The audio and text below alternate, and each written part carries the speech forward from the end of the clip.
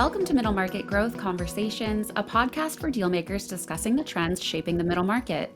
I'm your host, Carolyn Vallejo, and this is a production of the Association for Corporate Growth. Forvis Mazars, a leading professional services network, recently held two discussions dissecting the latest private equity-backed deal activity. And here to share some key insights from those discussions is Scott Linch, managing partner and national industry leader of private equity at Forvis Mazars, as well as Bob Dunn, managing director of GF Data. Scott and Bob, thanks so much for speaking with us. Thanks for having us. Thanks for having us, Carolyn. Before we get into some of the key insights and findings from the discussion, we have this little get to know you segment. And our listeners are probably familiar with both of you, but Scott, let's start with you. Can you kick us off by telling us about yourself and your work at Forvis Mazars? Sure. So I've been with Forvis Mazars for, I guess, about 15 years now, under a few different names, given our mergers that we've had and our international network that we formed. Started out in the transaction advisory space doing quality of earnings and helping build that practice, but have slowly progressed into helping lead our private equity sector internationally and domestically. As well as leading our investment bank called Forvis Mazars Capital Advisors. So really had kind of a unique career, I guess, being an accountant and now an investment banker. So it's been fun to have those two roles with the organization. But they really are connected with our accounting firm and our investment bank. You know, we work with over 1,000 private equity funds in the U.S., serving them in some way. And having deals to show them is an added plus, and so we're really excited to have those two practices very connected. And Bob, for those who may not know, tell us about your work with GF Data. Yeah, certainly, Carolyn. I'm managing director of GF Data. I run the business for the Association for Corporate Growth, which acquired it about 3.5 years ago. What is GF Data? We believe we're the best source of valuation information for the middle market. We track deals with enterprise values between 10 million and 500 million that are private equity backed and have a cadre of 350 plus private equity firms that contribute their deal data to us. We aggregate the information, anonymize it, and then provide benchmarks for the market related to valuation, leverage, etc. On the unique career path side that Scott alluded to, I actually started my career as a journalist covering private equity way back when in the late 90s. From journalism, sort of transitioned to the product side, got into the data side and worked on that, running Dow Jones Private Markets and then businesses for Euromoney Institutional Investor, and then later on with Intelligence. But it's a real fun business. It's a great part of the market to track, and it kind of feels like I came back to what I started because in the late 90s, everything was mid-market. So. And just for a bit of fun, if either of you could learn a new skill in 2026, what would it be? Bob, let's start with you on this one. That's a tough one. I've always wanted to learn guitar, but I don't think 2026 will be the year I do that. But with that sort of attitude, but yeah, probably learn an instrument. And what about you, Scott? You know, I was thinking about this question, and I don't know that I need to learn any new skills. I just need to be better at some of the skills that I've tried to master in the past. And one of those is the guitar. I can play the guitar, but I've been told that the rhythm that I play the guitar in is not great. So if I could figure out how to put the rhythm associated with the guitar, then I like to play golf, but I haven't mastered that either. So that's definitely a skill that I still try to learn. So you know, if I could actually just get better at some of my current hobbies, that'd be fun to have. Bob, I found you a guitar teacher if you're interested. Just got to learn Stairway to Heaven first. One of the few things that I can play. There you go. That's going to be the one. But all right, let's get into the discussions and some of the findings from these talks. And Forvis Mazars held these private equity and M&A discussions in partnership with ACG and GF Data. So, Scott, tell us about the purpose of these events and what maybe inspired you to hold them. Yeah, so we've been very connected with ACG for a long time. I've served on the local board here in Charlotte and was president, then was on the global board and actually got the chance to chair Intergrowth, now Dealmakers. So been very connected with the organization, and once ACG and GF Data kind of merged together, gotten to know Bob and working with Bob and actually learning a little bit more about GF Data and the great work that they do with some of the information that they're able to provide. We're a customer of GF Data from our investment bank. We utilize that information on a regular basis, especially in lower and middle market transactions that we work with that are typically founder-owned businesses, that it's just helpful to have that kind of private data. And so, as the years have progressed, Bob and I have been doing some quarterly updates of what's going on in the market. And so that's really gone well and enjoyed doing that. And so I'm trying to figure out a way to take that to a different level. And so Bob and I brainstormed on that and came up with the idea of trying to do some of these roundtable like events, where I would say we did one in Boston that was much more of a roundtable format. In Charlotte, it was more of we had some pretty senior deal makers in the community in the room talking about what was going on, and utilized some of the GF data information while we're doing that. And so it was just an opportunity to get deal makers in a room, really, as a way to get people that are more senior in deal making, I think, in a room to talk about the trends that they're seeing. We had pretty much kept the meeting to just investment bankers, private equity funds, and portfolio company C-suite folks. So pretty senior audience, which gave some real good data out of that. And we'll definitely want to talk about that data. But, one of the kind of headline findings, as we understand it, that was discussed at these events is the still, somewhat muted M&A environment that deal makers have experienced this year. Can you share a little bit about what the data shows and maybe some of the reactions from attendees? Yeah, I think in the roundtables, the discussions were similar to what we're actually seeing in the data. It's been a muted year for deal volume. There's been challenges there, particularly in some spaces. Manufacturing is one that GF Data has found that's definitely seen lower valuations and significantly lower deal volume in the previous 3 quarters. I think on the positive side, there was a lot of discussion about an improving exit environment for private equity, and that's been one of the big challenges. And Scott and I have talked about it before. That hold period for private equity has extended out well beyond the 3 to 5 year kind of standard that the industry expects on it. And that's been a challenge in terms of deploying new capital and raising new funds. But it does seem like exit activity for private equity is picking up. The other side is that we're also hearing about and heard about, there's a lot of activity going on. I think Scott can speak to this directly, with companies being prepped, founder-owned businesses. It does seem like there's a buildup of companies that are getting ready to enter the market. Now, obviously, that could be a long period of time or a short period in terms of entry, but people do seem to be actively working with companies that will be entering the market, and that obviously bodes well. So I think from the exit side, the number of companies being prepped, overall positive sentiment, but in the midst of a challenging period of time just in terms of deal volume. Yeah, I would probably echo a lot of those same comments. We are seeing people getting businesses ready to take the market. I think this has been a story of the last 24 months, probably, at least, where we're saying some of the same things. But I do think that that's where we expect some of these founder-owned businesses to definitely go. We are talking to more funds that are actually trading their platform deals and getting some nice exits. I would say a heavy percentage of funds I speak to now have done some of that in the last 12 months, which is different than the previous year, and so we are seeing more of that. Our firm recently did a survey of over 150 funds in the U.S. We actually did a global survey, so we had funds across the world as well. But from the U.S. perspective, there is talk about challenges on, volatility from trade, interest rates, political and geopolitical uncertainties, really kind of holding them back a little bit. But I do think that the funds would say that they've learned how to navigate those and have taken steps to mitigate those challenges. And so we are seeing people get through some of that, right? At the beginning of the year, right after the election, there was a lot of uncertainty around, you call it interest rates, tariffs, immigration. Some of those things are still lingering around for sure, but people have learned to navigate, especially tariffs, where businesses are still performing, even though they might have faced some tariff issues along the way. And Scott, you mentioned the Forvis Mazars survey. For our listeners that are interested, where would they be able to see those findings, and when can they access them? Yeah, so the full surveys are going to be released early next year, but there is some kind of teaser information out on our website. It's actually on the global Forvis Mazars website, so they should be able to go there and register to get that information. So. Well, among some of those several ongoing challenges in the M&A ecosystem that have persisted over the last 24 months or so, as you mentioned, is the mismatch between buyer and seller pricing expectations. Are there any signs of this improving?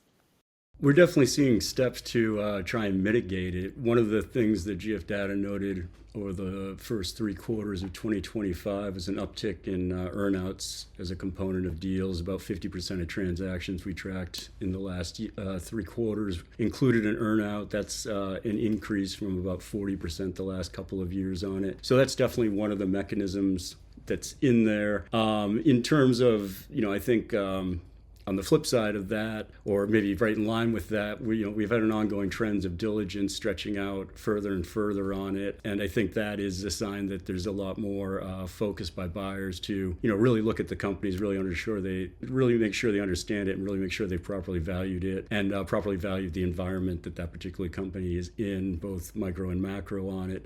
So I think there are mechanisms there to address the mismatch. I don't think any seller likes an earnout, but I think in this sort of environment, that mechanism can be very, very helpful here.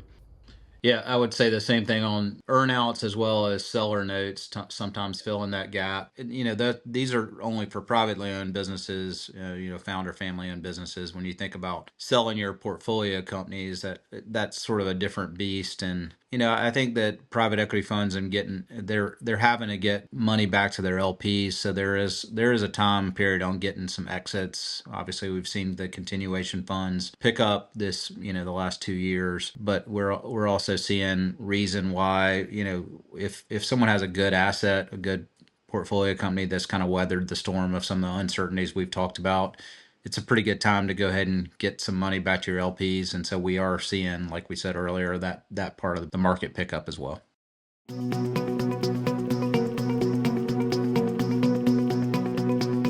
If you're a middle market deal maker, an M&A partner, or involved in any step of the deal process, you cannot afford to miss ACG's DealMax at the Aria Resort and Casino in Las Vegas on April 27th through the 29th.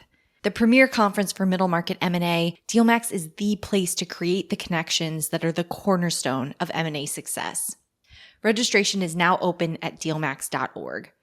Buy your pass before January 14th to take advantage of our discounted early rate. See you in Vegas.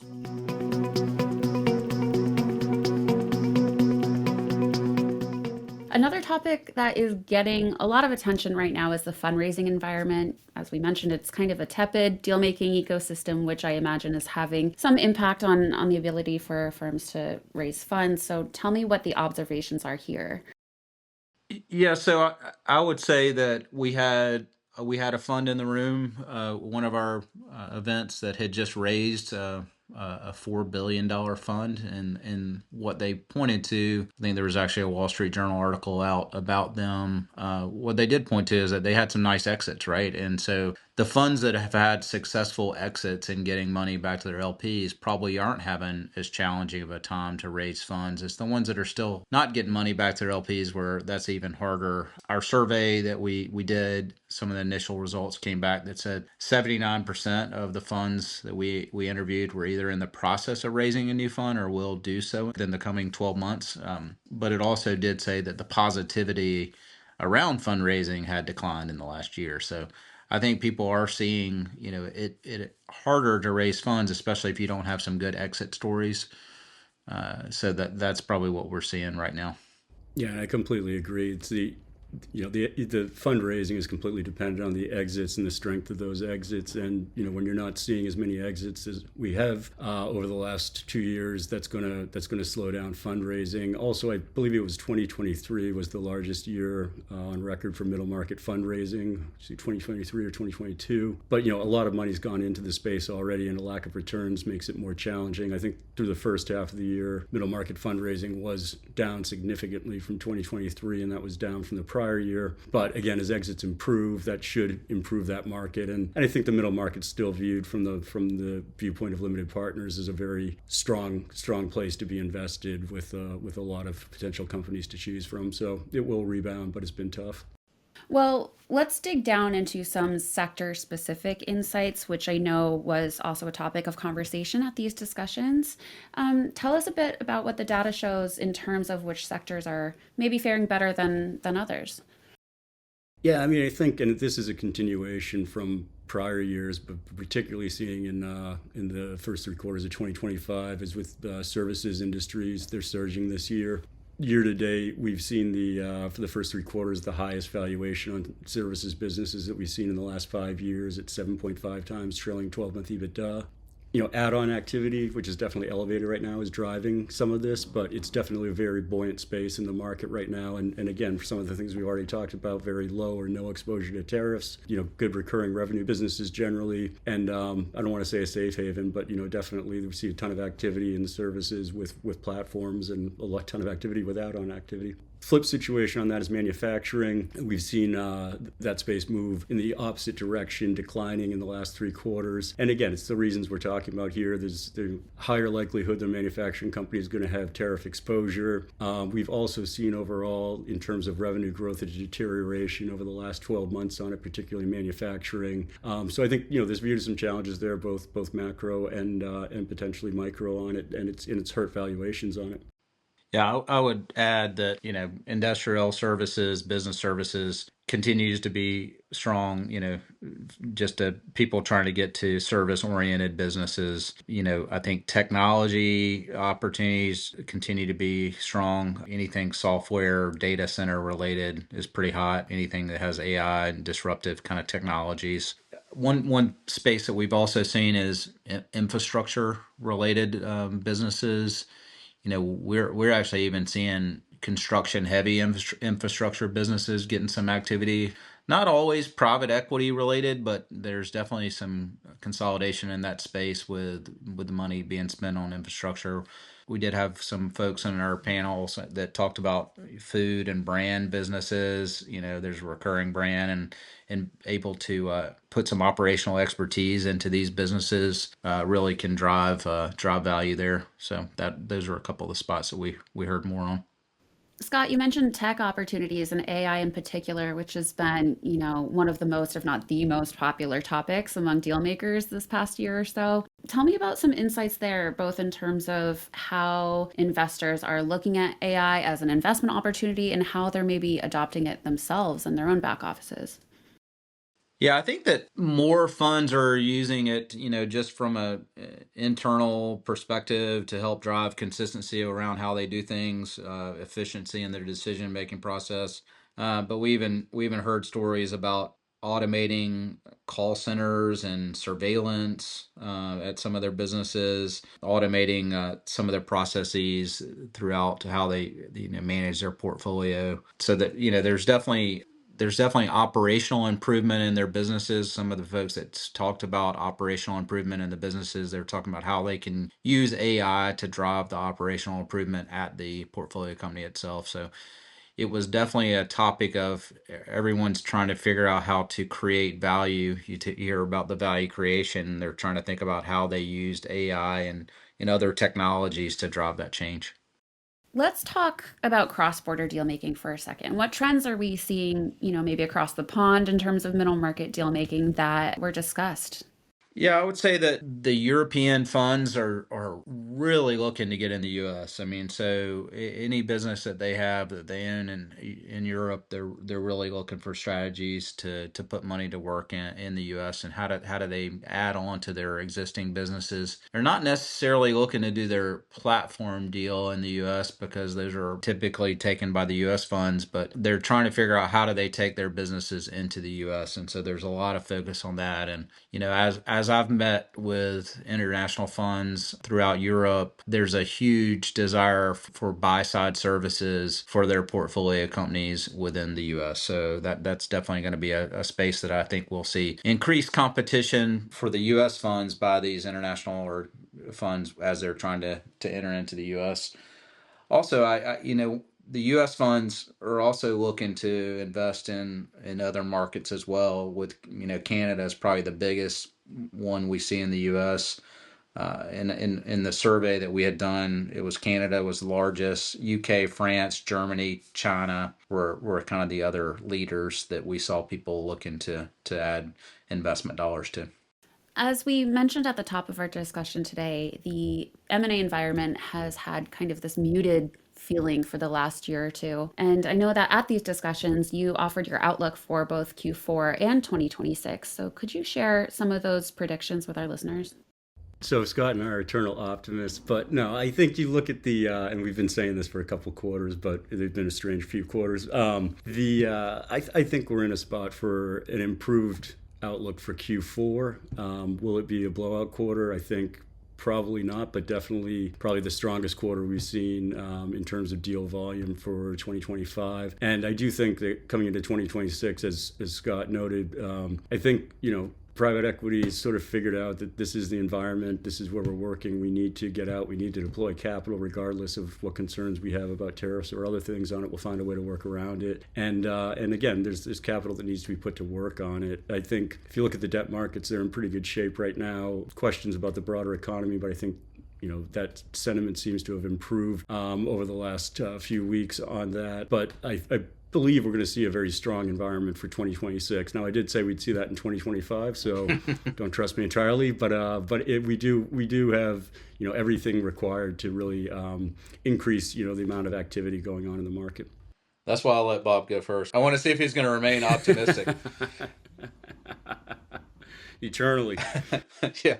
No, I mean, I think anything you read out there would have similar level of optimism about 2026. Everyone believes that we're kind of on, been on hold on increased activity for a while now. And for all the reasons we talked about, putting money to work, getting money back to your LPs, I mean, the funds have to keep the activity level up. And so it's gonna happen. It's just a matter of when we see this kind of really blowout of deal activity. I do think it's going to happen in 2026. The funds just really have to put the money to work, and so I'm excited to see what's happening. I did note in our sessions that we had, the debt providers in the room would say that the private debt markets are being super aggressive right now, and it's very competitive market. With the interest rates ticking down just a little bit, and maybe again here shortly. I do think that's going to make that market even more bullish on putting money to work, and so that will definitely help things as well. And as some of these funds have to sell their platform companies to larger private equity funds, they're going to have to refill the ship, so to speak. So I think we'll see a lot more activity next year. I'm going to say optimistic with Bob. There you go. Yeah, tell me more about kind of the mood in the room and what attendees of these discussions are thinking, both in terms of Q4 and into the new year as well. Do you think they also have this kind of eternal optimism that you both seem to share? Most everyone would say, the first part of the year was super slow from their perspective of seeing deals, and they would all say that they had seen increased deal activity here, and in the number of private equity funds that you're talking to that are getting deals done, either buying or selling. Several of them would say they had deals in the market right now, and so I think there was a similar level of optimism in the room from what I heard. Yeah, I would agree. And finally, to close out, these discussions were two-way conversations. You always leave an opportunity for attendees to ask questions or make remarks. Were there any themes that emerged in the questions or feedback from the attendees of these discussions? I think some of the sector discussions that we've already talked about, I mean, that was one of the questions that came up multiple times in both the ones that we did. So we talked a little bit about some of those same sector trends. AI was one that people talked about, how that's transforming their business. So those were definitely places that we saw. I was excited to see that the article that we were part of around sell-side due diligence and how that may be impacting selling your business. And there was kind of a consensus that you definitely do sell-side diligence because it adds a lot of value to the process. All right. Well, with that, we will wrap it up. As always, Bob and Scott, thank you so much for joining us and sharing your insights. It was a great talk today. Thanks for having us. Thanks, Carolyn. It's always a pleasure.